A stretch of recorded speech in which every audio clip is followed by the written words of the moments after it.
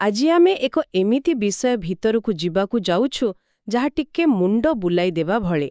କଳ୍ପନା କରନ୍ତୁ ତ, ଯଦି ଏ ସମଗ୍ର ବ୍ରହ୍ମାଣ୍ଡ ମାନେ ଗ୍ରହ, ନକ୍ଷତ୍ର, ପାହାଡ଼, ନଦୀ ଆଉ ଆମେ ସମସ୍ତେ ଗୋଟିଏ ବିରାଟ ଦିବ୍ୟ ଶରୀରର ଅଂଶ ହୋଇଥାନ୍ତେ। ଏହା କୌଣସି ସାଇନ୍ସ ଫିକ୍ସନ ଫିଲ୍ମର କାହାଣୀ ନୁହେଁ, ବରଂ ଶ୍ରୀମଦ୍ ଭାଗବତର ଏକ ଅଂଶ, ଯୋଉଠି ସୃଷ୍ଟିକର୍ତ୍ତା ବ୍ରହ୍ମା ନିଜେ ନାରଦଙ୍କୁ ସୃଷ୍ଟିର ହିଁ ରହସ୍ୟ ବୁଝାଉଛନ୍ତି। ଆଜି ଆମର କାମ ହେଉଛି ଏହି ବ୍ରହ୍ମାଣ୍ଡୀୟ ଦୃଷ୍ଟିକୋଣକୁ ଟିକେ ଖୋଲି ଦେଖିବା ଆଉ ବୁଝିବା ଯେ ଏହାର ଅର୍ଥ ଆଜି ଆମ ପାଇଁ କ'ଣ। ଆଉ ଏହି କଳ୍ପନାଟା ବହୁତ ଶକ୍ତିଶାଳୀ, କାରଣ ଏହା ଆମକୁ ଏକ ସମ୍ପୂର୍ଣ୍ଣ ଅଲଗା ଦୃଷ୍ଟିକୋଣ ଦେଉଛି। ଆମେ ସାଧାରଣତଃ ନିଜକୁ ବ୍ରହ୍ମାଣ୍ଡଠାରୁ ଅଲଗା ଭାବିଥାଉ, କିନ୍ତୁ ଏହି ଧାରଣା କହୁଛି ଯେ ଆମେ ଅଲଗା ନୁହଁ, ବରଂ ସେହି ସମଗ୍ରତାର ଏକ ଅବିଚ୍ଛେଦ୍ୟ ଅଙ୍ଗ। ଠିକ୍ ଅଛି, ତେବେ ଚାଲନ୍ତୁ ଏହାକୁ ଖୋଲି ଦେଖିବା। ବ୍ରହ୍ମା କେମିତି ଏହାକୁ ବର୍ଣ୍ଣନା କରୁଛନ୍ତି? ସେ କହୁଛନ୍ତି, ସେହି ପରମ ପୁରୁଷ ବା ବିରାଟ ସତ୍ତାର ମୁଖରେ ଅଗ୍ନି ବାସ କରନ୍ତି, ଆଉ ସେଇଠୁ ହିଁ ବଚନ ବା ଶବ୍ଦର ସୃଷ୍ଟି। ଏଇଟା ଶୁଣିବାକୁ କବିତା ଭଳି ଲାଗୁଛେ। କବିତା ତ ନିଶ୍ଚୟ, କିନ୍ତୁ ଏହା ଭିତରେ ଗଭୀର ଦର୍ଶନ ଅଛି। ଦେଖନ୍ତୁ, ଅଗ୍ନି ହେଉଛି ଶକ୍ତି ଏବଂ ରୂପାନ୍ତରର ପ୍ରତୀକ। ଆଉ ଶବ୍ଦ ହିଁ ତ ସୃଷ୍ଟିର ଆଧାର, ଯାହା ଭାବନାକୁ ରୂପ ଦିଏ। ତେଣୁ ସେମାନେ କହୁଛନ୍ତି ଯେ ସୃଷ୍ଟିର ମୂଳ ଶକ୍ତି ଆଉ ଅଭିବ୍ୟକ୍ତି ଦୁଇଟିଯାକ ସେହି ଦିବ୍ୟ ମୁଖରୁ ହିଁ ଆସିଛି। ଏହିଭଳି ସେ ଆଗକୁ ବଢ଼ୁଛନ୍ତି। ତାଙ୍କ ଜିହ୍ୱାରେ ଜଳଦେବତା ବରୁଣ ରସ ରୂପରେ ଅଛନ୍ତି। ଆଚ୍ଛା, ମାନେ ଆମେ ଯେଉଁ ସ୍ୱାଦ ଅନୁଭବ କରୁଛୁ ତାହା ବି ସେହି ଦିବ୍ୟ ଶକ୍ତିର ଏକ ଖେଳ? ହଁ, ବିଲକୁଲ। ଆଉ ଇନ୍ଦ୍ରିୟଗୁଡ଼ିକ ବିଷୟରେ ବି କୁହାଯାଇଛି, ଯେମିତିକି ଆମ ନାକରେ ଅଶ୍ୱିନୀ କୁମାର ଅଛନ୍ତି, ଯୋଉଥିପାଇଁ ଆମେ ଗନ୍ଧ ବାରି ପାରୁଛୁ, ଆଖିରେ ସୂର୍ଯ୍ୟ ଯାହା ଦୃଷ୍ଟି ଦେଉଛି, ଆଉ ଚର୍ମରେ ପବନ ଯାହା ସ୍ପର୍ଶର ଅନୁଭବ ଦେଉଛି। ଏହା ତ ଏକ ପ୍ରକାରର ଏନ୍ସିଏଣ୍ଟ ସିଷ୍ଟମ୍ସ ଥିଙ୍କିଂ ଭଳି ଲାଗୁଛି, ଯେମିତି ସବୁକିଛି ପରସ୍ପର ସହ ଜଡ଼ିତ। ଏକଦମ ଠିକ୍ ଶବ୍ଦ ବ୍ୟବହାର କଲେ। ଏହା ହେଉଛି ଏନ୍ସିଏଣ୍ଟ ସିଷ୍ଟମ ଥିଙ୍କିଂ। ଆଜି ଆମେ ଇକୋଲୋଜି ବା ପରିବେଶ ବିଜ୍ଞାନ କଥା କହୁଛୁ, ଯେଉଁଠି ଆମେ ବୁଝୁଛୁ ଯେ ଜଙ୍ଗଲ, ନଦୀ, ପଶୁପକ୍ଷୀ ସବୁକିଛି ପରସ୍ପର ଉପରେ ନିର୍ଭରଶୀଳ। ଏହି ଧାରଣା ଠିକ୍ ସେଇ କଥା କହୁଛି, କିନ୍ତୁ ଏକ ଆଧ୍ୟାତ୍ମିକ ସ୍ତରରେ। ଆଉ ଏହା କେବଳ ଇନ୍ଦ୍ରିୟରେ ସୀମିତ ନୁହେଁ। ଉତ୍ସରେ କୁହାଯାଇଛି, ପାହାଡ଼ଗୁଡ଼ିକ ହେଉଛନ୍ତି ସେହି ବିରାଟ ପୁରୁଷଙ୍କର ଅସ୍ଥି ବା ହାଡ଼, ଆଉ ନଦୀଗୁଡ଼ିକ ତାଙ୍କର ଶିରା ପ୍ରଶିରା। ୱାଓ! ତାହେଲେ ଯଦି ଆମେ ଏହି ଦୃଷ୍ଟିକୋଣରୁ ଦେଖିବା, ତେବେ ନଦୀକୁ ଦୂଷିତ କରିବା କେବଳ ପରିବେଶର କ୍ଷତି ନୁହେଁ, ଏହା ସେହି ବିରାଟ ଶରୀରର ଶିରା ପ୍ରଶିରାକୁ ବିଷାକ୍ତ କରିବା ସହ ସମାନ। ନିଶ୍ଚିତ ଭାବରେ ଏହା ଆମ କାର୍ଯ୍ୟକୁ ଏକ ବୃହତ୍ତର ବ୍ରହ୍ମାଣ୍ଡୀୟ ପରିପ୍ରେକ୍ଷୀ ଦେଉଛି। ଏପରିକି ସପ୍ତ ସମୁଦ୍ରକୁ ତାଙ୍କର ଉଦର ବା ପେଟ ବୋଲି କୁହାଯାଇଛି। ଆଉ ସବୁଠୁ ଆଶ୍ଚର୍ଯ୍ୟର କଥା, ଆମେ ଯେଉଁ ତିନି ଲୋକ, ଭୂଲୋକ, ଭୂବରଲୋକ ଏବଂ ସ୍ୱର୍ଗଲୋକ କଥା କହୁ, ସେ ସବୁ ତାଙ୍କର ପାଦରେ ହିଁ ରହିଛି। ମାନେ ଆମର ସମଗ୍ର ଅସ୍ତିତ୍ୱ ତାଙ୍କରି ଆଧାର ଉପରେ ହିଁ ଛିଡ଼ା ହୋଇଛି। ଏହା କେବଳ ଶାରୀରିକ ନୁହେଁ, ମାନସିକ ଏବଂ ଆଧ୍ୟାତ୍ମିକ ସ୍ତରରେ ମଧ୍ୟ ଏକ ସଂଯୋଗ ସ୍ଥାପନ କରୁଛି। ଯେତେବେଳେ ସେ କହୁଛନ୍ତି ଯେ ହୃଦୟରେ ମନ, ଧର୍ମରେ ବ୍ରହ୍ମା ଏବଂ ଅହଙ୍କାରରେ ରୁଦ୍ର ବାସ କରନ୍ତି। ଏହି ବିରାଟ ରୂପର ଧାରଣା ହିଁ ଏତେ ବଡ଼ ଯେ ଏହାକୁ ପୁରା ବୁଝିବା କଷ୍ଟ। କିନ୍ତୁ ଏହାପରେ କାହାଣୀରେ ଏକ ଏମିତି ମୋଡ଼ ଆସୁଛି ଯାହା ମୋତେ ଆହୁରି ଆଶ୍ଚର୍ଯ୍ୟ କଲା। ସୃଷ୍ଟିକର୍ତ୍ତା ବ୍ରହ୍ମା ଯିଏ ଏସବୁ ବର୍ଣ୍ଣନା କରୁଛନ୍ତି, ସେ ନିଜେ ସ୍ୱୀକାର କରୁଛନ୍ତି ଯେ ସେ ବି ସେହି ପରମ ସତ୍ତାଙ୍କୁ ସମ୍ପୂର୍ଣ୍ଣ ଭାବେ ଜାଣିନାହାନ୍ତି। ଆଉ ଏହା ହିଁ ଏହି ଉତ୍ସର ସବୁଠାରୁ ଗଭୀର ଅଂଶ। ଏହା ଏକ ପ୍ରକାରର ବୌଦ୍ଧିକ ନମ୍ରତା, ମାନେ ଇଣ୍ଟେଲେକ୍ଚୁଆଲ ହ୍ୟୁମିଲିଟି। ଯେଉଁ ସୃଷ୍ଟିକର୍ତ୍ତା ନିଜେ ସୃଷ୍ଟିର କାରଣ, ସେ ମଧ୍ୟ ସେହି ମୂଳ କାରଣର ଅସୀମତାକୁ ସ୍ୱୀକାର କରୁଛନ୍ତି। ସେ କହୁଛନ୍ତି ଯେ ତାଙ୍କ ମନ, ବୁଦ୍ଧି, ଇନ୍ଦ୍ରିୟ ସବୁବେଳେ ସତ୍ୟ ମାର୍ଗରେ ଥାଏ, କାରଣ ସେ ନିରନ୍ତର ନାରାୟଣଙ୍କୁ ସ୍ମରଣ କରନ୍ତି। ତଥାପି ସେ ତାଙ୍କ ମହିମାର ସୀମା ପାଇପାରୁନାହାନ୍ତି। ଏ କଥାଟା ମୋତେ ଟିକେ ନିରାଶ କରୁଛି। ଯଦି ସୃଷ୍ଟିକର୍ତ୍ତା ବ୍ରହ୍ମା ନିଜେ ହାର ମାନିଗଲେ, ତେବେ ସାଧାରଣ ମଣିଷର ଆଶା କ'ଣ? ସେ ନାରଦଙ୍କୁ କହୁଛନ୍ତି, ମୁଁ ଯାହାର ଗତି ଜାଣିପାରୁନାହିଁ, ତୁମେ ସେଠାରେ କିପରି ପ୍ରବେଶ କରିବ? ଏହା କ'ଣ ଗୋଟେ ଅସମ୍ଭବ ଲକ୍ଷ୍ୟ ନୁହେଁ? ଏହା ଏକଦମ ସ୍ୱାଭାବିକ ପ୍ରଶ୍ନ। କିନ୍ତୁ ଉତ୍ସ କହୁଛି, ଆମେ ତାଙ୍କୁ ଆମର ସୀମିତ ବୁଦ୍ଧିରେ ଜାଣିପାରିବୁନି, କାରଣ ସେ ଆମ ବୁଦ୍ଧି ବା ଇନ୍ଦ୍ରିୟର ବାହାରେ। ସେ କୌଣସି ଗଣିତର ପ୍ରଶ୍ନ ନୁହନ୍ତି ଯାହାକୁ ଆମେ ସମାଧାନ କରିଦେବା, କିନ୍ତୁ ତାଙ୍କୁ ଅନୁଭବ କରିହେବ। ଆଉ ସେହି ଅନୁଭବ ରାସ୍ତାରେ ସବୁଠୁ ବଡ଼ ବାଧା ହେଉଛି ମାୟା। ମାୟା, ଏହି ଶବ୍ଦଟା ଆମେ ବହୁତ ଥର ଶୁଣିଛେ। ତାହେଲେ ମାୟା ମାନେ ଗୋଟେ ଇଲ୍ୟୁଜନ ବା ଭ୍ରମ। ଭ୍ରମ କହିବା ଅପେକ୍ଷା ଏହାକୁ ଆଜିର ଭାଷାରେ ଭର୍ଚୁଆଲ ରିଆଲିଟି ବା ଭିଆର୍ ଭଳି ଭାବିହେବ। ଯେତେବେଳେ ଆମେ ଭିଆର୍ ହେଡ୍ସେଟ୍ ପିନ୍ଧୁ, ଆମକୁ ଯାହା ଦେଖାଯାଏ ତାହା ସେହି ମୁହୂର୍ତ୍ତ ପାଇଁ ପୁରା ସତ ଲାଗେ। ଆମେ ସେହି ଖେଳ ଭିତରେ ହଜିଯାଉ। କିନ୍ତୁ ପ୍ରକୃତ ସତ୍ୟ ତ ହେଡ୍ସେଟ୍ ବାହାରେ ଥାଏ। ମାୟା ସେହିପରି। ଏହି ସଂସାରଟା ସେହି ଭିଆର୍ ଗେମ୍ ଭଳି, ଯାହା ସେହି ପରମ ସତ୍ତାଙ୍କ ଶକ୍ତିରୁ ହିଁ ଚାଲୁଛି। ଏହା ମିଛ ନୁହେଁ, କିନ୍ତୁ ଏହା ସମ୍ପୂର୍ଣ୍ଣ ସତ୍ୟ ବି ନୁହେଁ। ଆଚ୍ଛା, ଏହି ଉଦାହରଣଟା ବହୁତ ଭଲ ଭାବରେ ବୁଝାଇଦେଲା।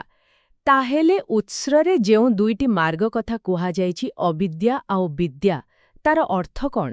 ଏହାର ଅର୍ଥ ହେଉଛି, ଅବିଦ୍ୟା ହେଉଛି ଭିଆର୍ ଗେମ୍ ଭିତରେ ହଜିଯିବା, ସେହି ଖେଳକୁ ହିଁ ପ୍ରକୃତ ସତ୍ୟ ବୋଲି ଭାବିନେବା। ଆଉ ବିଦ୍ୟା ବା ଜ୍ଞାନ ହେଉଛି ସେହି ହେଡ୍ସେଟ୍ ଖୋଲି ପ୍ରକୃତ ସତ୍ୟକୁ ଦେଖିବା, ବୁଝିବା ଯେ ଆମେ କେବଳ ଏହି ଖେଳର ଚରିତ୍ର ନୁହଁ, ଆମର ପ୍ରକୃତ ସ୍ୱରୂପ ଆହୁରି ବଡ଼। ଠିକ୍ ଅଛି।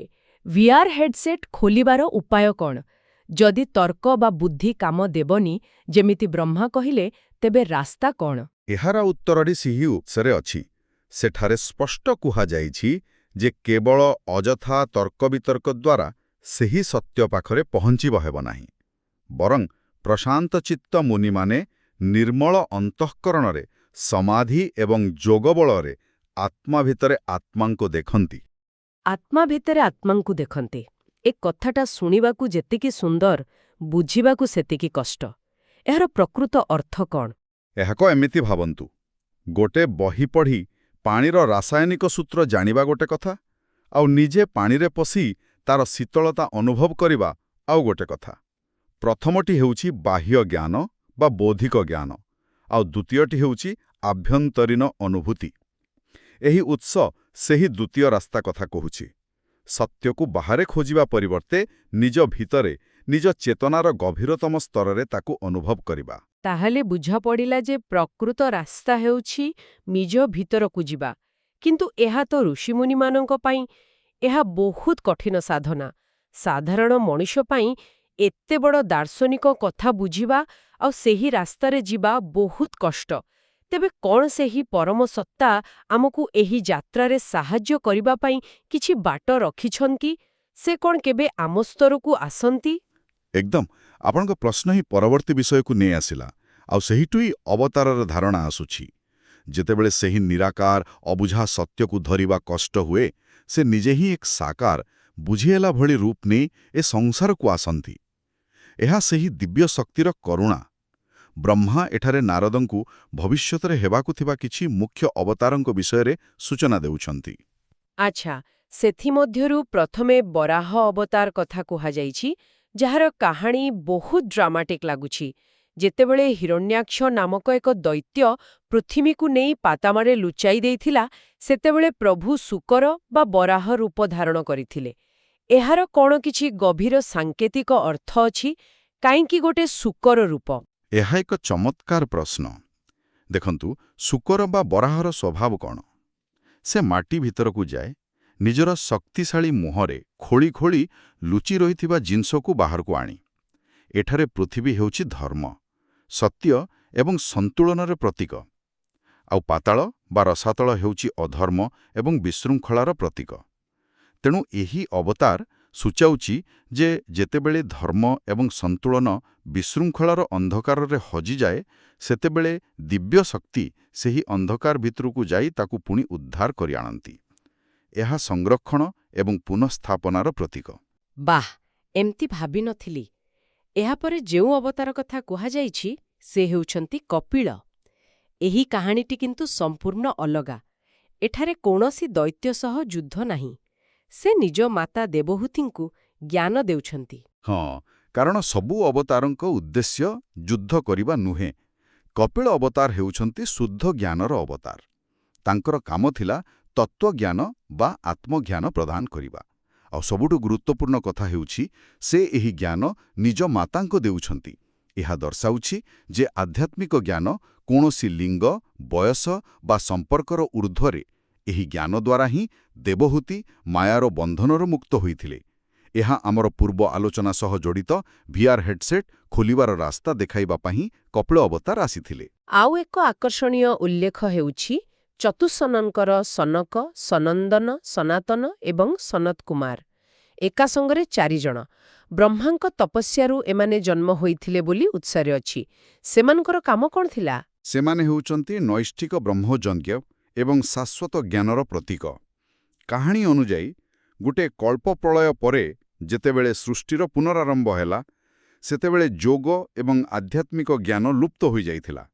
ଏହି 4 କୁମାର, ଯେଉଁମାନେ ବ୍ରହ୍ମାଙ୍କର ମାନସ ପୁତ୍ର ଥିଲେ, ସେମାନେ ହିଁ ସେହି ଲୁପ୍ତ ହୋଇଯାଇଥିବା ଜ୍ଞାନକୁ ପୁନଃସ୍ଥାପିତ କରିଥିଲେ। ସେମାନେ ହେଉଛନ୍ତି ଆଧ୍ୟାତ୍ମିକ ପରମ୍ପରାର ଆଦିଗୁରୁ। ସେମାନେ ଦର୍ଶାନ୍ତି ଯେ ଜ୍ଞାନ ଶାଶ୍ୱତ, ଯଦିଓ ଏହା ବେଳେବେଳେ ଲୁଚିଯାଏ, କିନ୍ତୁ ଏହାକୁ ପୁଣି ଥରେ ଆବିଷ୍କାର କରାଯାଇପାରେ। ତେବେ ଆଜିର ଏହି ଯାତ୍ରା ବହୁତ ରୋଚକ ଥିଲା। ଆମେ ବ୍ରହ୍ମାଣ୍ଡକୁ ଏକ ବିରାଟ ଶରୀର ଭାବରେ ଦେଖିଲୁ, ଯେଉଁଠି ପ୍ରତ୍ୟେକ ଜିନିଷ ପରସ୍ପର ସହିତ ସଂଯୁକ୍ତ। ଆମେ ସୃଷ୍ଟିକର୍ତ୍ତାଙ୍କର ନମ୍ରତାକୁ ଅନୁଭବ କଲୁ, ଯିଏ ନିଜେ ସେହି ପରମ ସତ୍ୟର ଅସୀମତାକୁ ସ୍ୱୀକାର କରନ୍ତି। ତାପରେ ଆମେ ମାୟାକୁ ଏକ ଭିଆର୍ ଗେମ୍ ଭଳି ବୁଝିଲୁ, ଆଉ ସେଥିରୁ ବାହାରିବାର ରାସ୍ତା ଯେ ବାହ୍ୟତର୍କ ନୁହେଁ ବରଂ ଆଭ୍ୟନ୍ତରୀଣ ଅନୁଭୂତି, ତାହା ମଧ୍ୟ ଦେଖିଲୁ। ଏବଂ ଶେଷରେ ଯେତେବେଳେ ସେହି ରାସ୍ତା କଠିନ ଲାଗେ, ସେତେବେଳେ ସେହି ପରମ ସତ୍ତା କିପରି ଅବତାର ରୂପରେ ଆମ ପାଖକୁ ଆସନ୍ତି, କେତେବେଳେ ସନ୍ତୁଳନ ଫେରାଇବା ପାଇଁ, କେତେବେଳେ ଜ୍ଞାନ ଦେବା ପାଇଁ, ତ ଆଉ କେତେବେଳେ ପରମ୍ପରାକୁ ପୁନର୍ଜୀବିତ କରିବା ପାଇଁ। ସମ୍ପୂର୍ଣ୍ଣ ଭାବରେ ଏହି ଉତ୍ସର ମୂଳ ବାର୍ତ୍ତା ହେଉଛି ପାରସ୍ପରିକ ସଂଯୋଗର ବାର୍ତ୍ତା।